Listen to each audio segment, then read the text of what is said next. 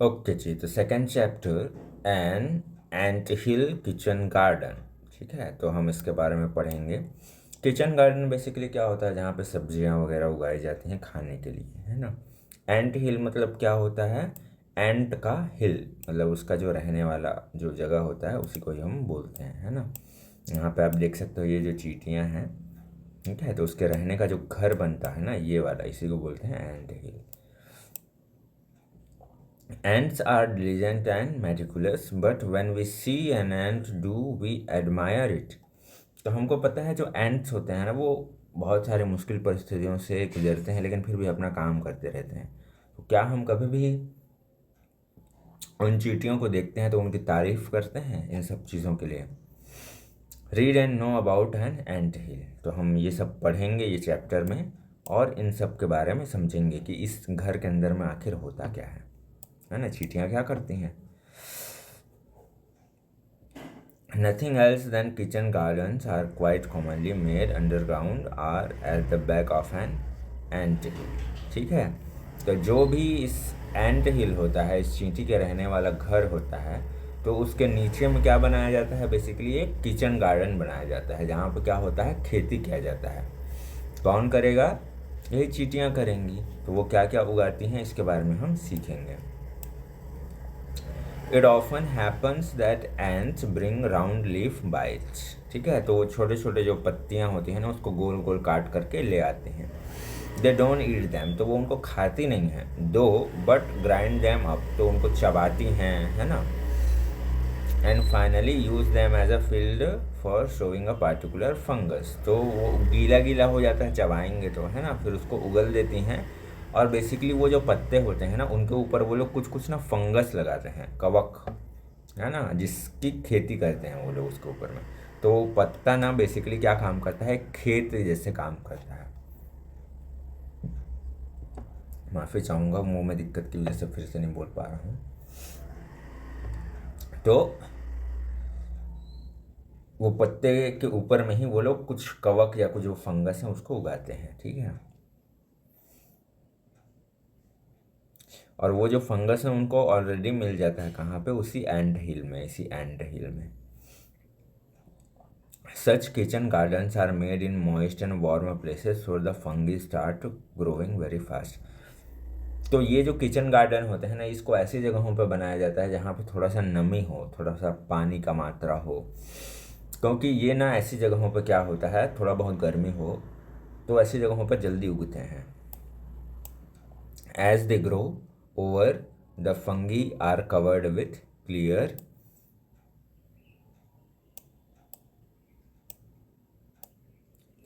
Hardening droplets that are eaten by the ants. ठीक है, तो जैसे ही वो फंगी लोग ग्रो होते हैं ना, the fungi are covered with clear hardening droplets, तो उन पत्तों के ऊपर में क्या होती है, बूंद आ जाती है, उसकी बूंद, ठीक है। That are eaten by the ants, तो उसको वो लोग खाते हैं। कौन लोग खाते हैं, चींटियाँ लोग खाते हैं। These droplets are sometimes called the ant cabbage. ठीक है, तो इसको चींटियों का गोभी भी कहा जाता है, ठीक है। कैबेज मतलब गोभी। Ants take good care of their kitchen garden, तो ये बहुत अच्छे से देखभाल करते हैं अपने किचन गार्डन का। When a female flies away to start a new ant hill. ठीक है, तो जब जो एक मादा, फीमेल मतलब कोई लड़की या महिला बोल सकते हो, चींटियों में भी होता है ना जेंडर, तो वो जब उड़ के किसी नए वाले एंट हिल में चले जाती है, एक घर में चले जाती है, she takes some fungi with her, तो कुछ कुछ फंगी यानी कि जो फंगस होते हैं उनको वो अपने साथ में लेके चले जाती है। And plants the first row, और वो वहाँ पे जाके भी खेती करती है। This fungi grow nowhere but in old ant hills, तो ये जो फंगी होते हैं वो पुराने एंट हिल में ही उगते हैं, है ना, क्योंकि पहले से वहाँ पे रहते हैं। तो किसी नए जगह में जाना है तो वो उनको लेके जाना पड़ता है ना। Sometime ants fetch various grass seeds and ripe grains, take them deep underground, तो कई बार जो छोटे छोटे चावल के दाने हैं, कोई अनाज के दाने हैं, घास के टुकड़े हैं, उनको भी वो अपने साथ अंडरग्राउंड में ले जाती है ना। तो यहाँ पे एक चींटी आप देख सकते हो, ये क्या कर रही है, ये काम कर रही है अंदर में, लीफ कटिंग एंट वर्कर, ठीक है। तो ये पत्तियों को काटते हैं और अंदर ले जाते हैं और काम कर रही है। देखो ये फंगस गार्डन एकदम बारीक बारीक दिख रहा है। और ये छोटे वाले में आप क्या देख सकते हो, यहाँ पे पत्तियों को उठा उठा करके वो अंदर ले जा रही हैं किचन गार्डन में, है ना। ये पिक्चर में आप साफ साफ देख सकते हो कैसे वो पूरा वाइट वाइट दिख रहा है ना। वही है जो ड्रॉपलेट्स होते हैं ना, खेती करने के बाद में कुछ ऐसा दिखता है ना। See to it that they don't get wet and start to sprout in the hot weather, ants take the grains out and put them on the sunny side of the anthill to dry। तो गर्मी के मौसम में वो लोग ना ये सारे ड्रॉपलेट्स को लेकर के बाहर में सुखाने ले जाते हैं जिससे कि वो सूख जाए। और by the evening they take them back, और शाम को वो लोग फिर से अंदर ले आते हैं ताकि वो गीला ना हो जाए। It's really bad luck if it starts raining heavily. तो ये बड़ा दिक्कत हो जाएगा अगर बारिश हो जाए, क्योंकि वो भीग जाएगा सब चीज़। For all the stores will they need drying all over again, नहीं तो फिर से क्या करना पड़ेगा, फिर से उनको सुखाना पड़ेगा। अब हम पढ़ेंगे पैरासाइट्स के बारे में। पैरासाइट क्या होते हैं, जो दूसरों पर डिपेंड रहते हैं अपना खाना के लिए, है ना। तो हम ऐसे किसी के बारे में पढ़ने वाले हैं। After drying the grains and grind them up with their jaws, तो जब वो दाने सूख जाते हैं ना तो उनको ग्राइंड करते हैं, मिक्स पीसते हैं, है ना। दांतों से ही पीटेंगे, अपने जो जबड़े होते हैं jaws. They make the finest flour imaginable, तो एकदम बारीक पतला सा क्या बनाते हैं, फ्लोर बनाते हैं। फ्लोर का मतलब होता है आटा। The floor soon becomes sweet and somewhat waiter, ठीक है। तो कई बार वो जो जल्दी ही सुन मतलब वो बहुत ज़्यादा मीठा बन जाता है वो जो आटा रहता है, और कई बार गीला भी बन जाता है ना। जो कि परफेक्ट फूड होता है एंट लार्वा के लिए, जो चींटी के बच्चे होते हैं उन लोग के लिए एक अच्छा खाना होता है लार्वा, उनका बेटा। N ant hill can be dwelling for various ant species, ठीक है। तो ये जो एंट हिल होता है ना वो और भी कुछ लोगों का घर हो सकता है। ड्वेलिंग मतलब घर, है ना, होम। तो कौन से हो सकते हैं, the bigger one pay no attention to small ants who scurry about here and there picking up the remains of foods. तो जो बड़े वाले होते हैं ना वो लोग ज़्यादा ध्यान नहीं देते हैं कि ये किसका घर है बोल के, है ना। They might steal an egg and quickly disappear into the narrow passages that do not admit big ants, ठीक है। तो इसलिए जब कोई बड़ा दुश्मन आता है ना उनके घर से खाना चुराने के लिए, तो वो लोग एकदम छोटी छोटी जगहों पर जाके घुस जाते हैं ताकि कोई उनका खाना चुरा ना सके। Besides such hangers on, there are many other dwellers in the anthill that are also parasite। तो कुछ ऐसे लोग भी रहते हैं वहाँ पे जो उन्हीं पर डिपेंड रहते हैं खाने के लिए, पैरासाइट बोलते हैं जिनको। एंड इवन एनिमीज ऑफ एंट, और वो दुश्मन भी होते हैं किसके, चींटियों के दुश्मन भी होते हैं। Why do the ants stand them, तो वो लोग मजबूरी में अब रखते होंगे शायद। It is known that the defenders of an ant hill are spoiling for a fight, ठीक है। तो वो लोग उससे लड़ते हैं, आप कैसे करेंगे। At the first sight of an intruder they are as brave as lions, तो वो शेर की तरह एकदम बहादुर होते हैं। And their jaw are very strong, तो उनके जो जबड़े होते हैं काफ़ी स्ट्रॉन्ग होते हैं, जो पहरा दे रहे होते हैं, है ना। ऐसे किसी को भी घुसने नहीं देते वो लोग। No one can stand up against thousands of furious ants, even a bear will make off the hurry. तो अगर 1,000 चींटियाँ एक साथ इकट्ठी हो जाए ना तो एक भालू को भी डरा सकते हैं, ये बता रहे हैं। The point is that parasites and enemies have learn to play friendly thus deceiving the एंट।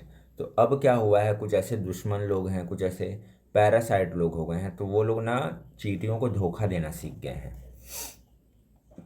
कैसे धोखा देते हैं, वो लोग उनका कुछ नुकसान नहीं करते और चुपचाप खाना भी खा लेते हैं, ठीक है। तो देखते हैं कैसा होता है ये। Some parasites can as much as ride on ants, तो कुछ लोग क्या होते हैं जैसे स्मॉल टिक, तो टिक छोटा सा टिक एक जानवर का नाम है, ठीक है, कीड़ा का नाम है। दिखेगा तो मैं आपको दिखाता हूँ, ठीक है। तो वो क्या करते हैं, वो लोग राइड करते हैं, मतलब चींटी के ऊपर में सिर के पास में ना बैठे रहते हैं, है ना। कैसे बैठते हैं देखेंगे। Will perch under an ant head, ठीक है। तो वहाँ पे बैठे हैं इट सिट्स वेरी स्टिल, तो वो चुपचाप बैठेंगे, कुछ नहीं करेंगे। Does not disturb the ant and ask to fed, ठीक है, तो वो कुछ नहीं बोलते ना खाना के लिए बोलते हैं, एज दे से। दो sometimes it does just that, तो कभी कभी बस वो खाना मांगते हैं, ठीक है। और मांगने का तरीका कैसा होता है?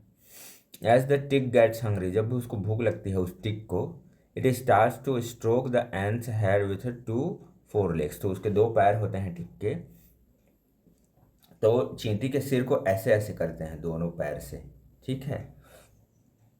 And the ants law is to always share everything, और चींटी लोग क्या करते हैं, हर चीज़ शेयर करके खाते हैं, ये इन लोग का नियम है।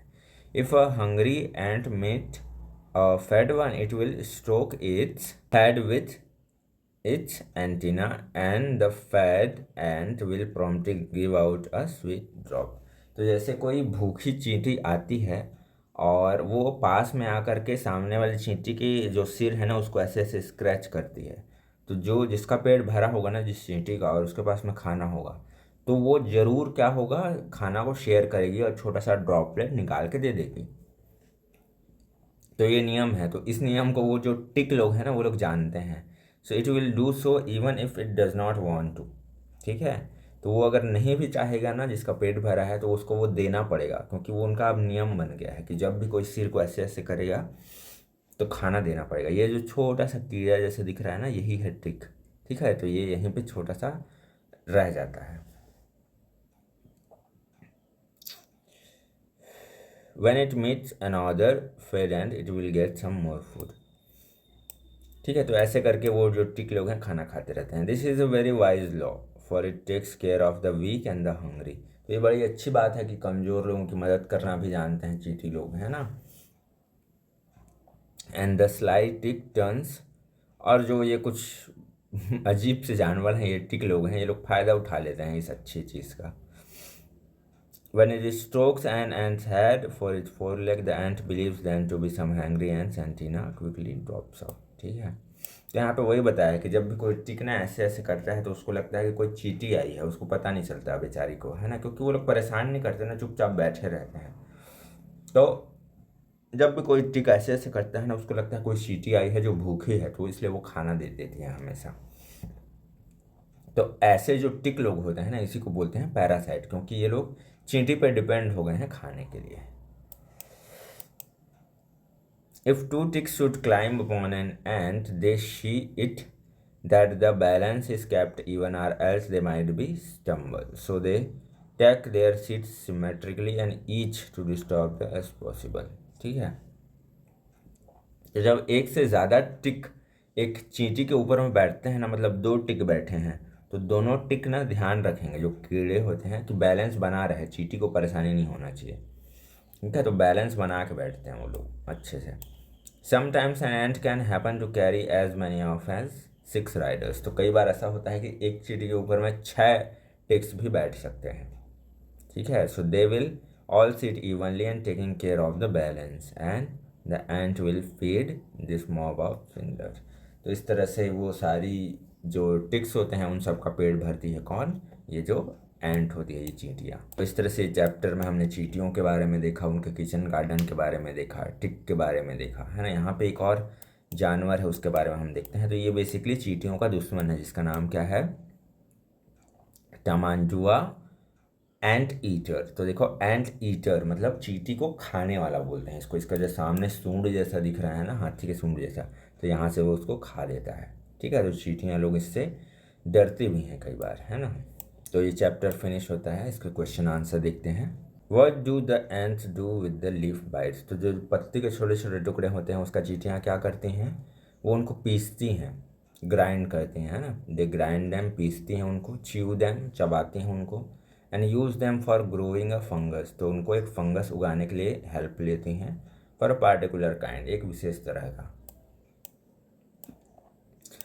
What is an ant cabbage, तो एक चींटी लोग का गोभी क्या होता है, एंट कैबेज किसको बोलते हैं। The fungus that grows is covered with clear hardening droplets, ठीक है। तो एक फंगस होता है जिसमें कुछ कुछ ओस की बूंदें होती हैं, ठीक है, उसी को बोलते हैं ant cabbage. These droplets are sometimes called the ant cabbage, ठीक है।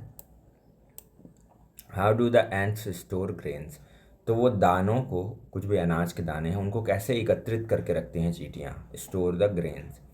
The ants take the grains deep underground and store them. तो उनको एकदम गहराई में लेकर के जाती हैं, अंडरग्राउंड में, ज़मीन के नीचे, और एकत्रित करती हैं, वहाँ पे स्टोर करती हैं। What is the law of the ants? तो चींटियों का क्या नियम है? The law of the ants is to always share everything. तो जो भी उनके पास में होता है वो शेयर करती हैं, है ना, दूसरे लोगों के साथ में। ये उनका नियम है, बड़ा अच्छा नियम है ना।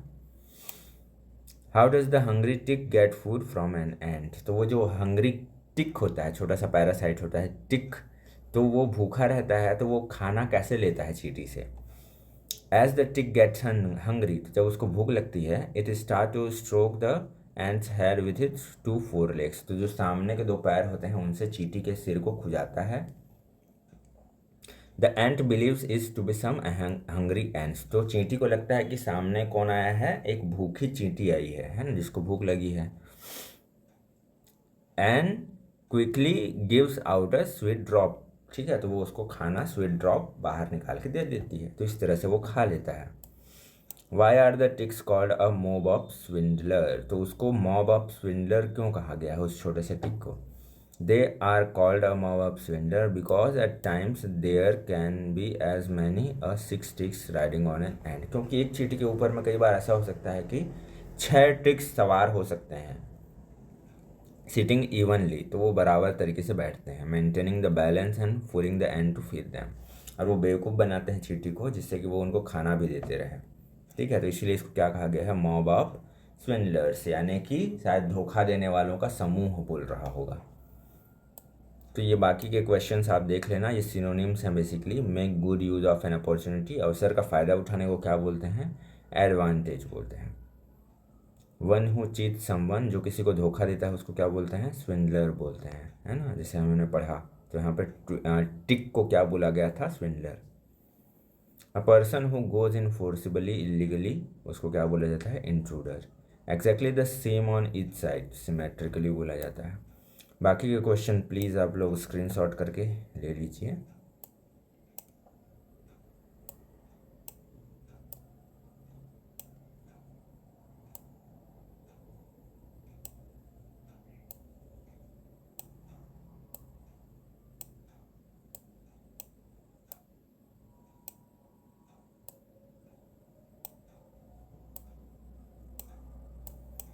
ठीक है जी, तो इस तरह से ये वाला चैप्टर भी फिनिश होता है। लास्ट एक चैप्टर बस बचा है, वो भी हम जल्दी से फिनिश कर लेंगे। तब तक के लिए take care and bye bye.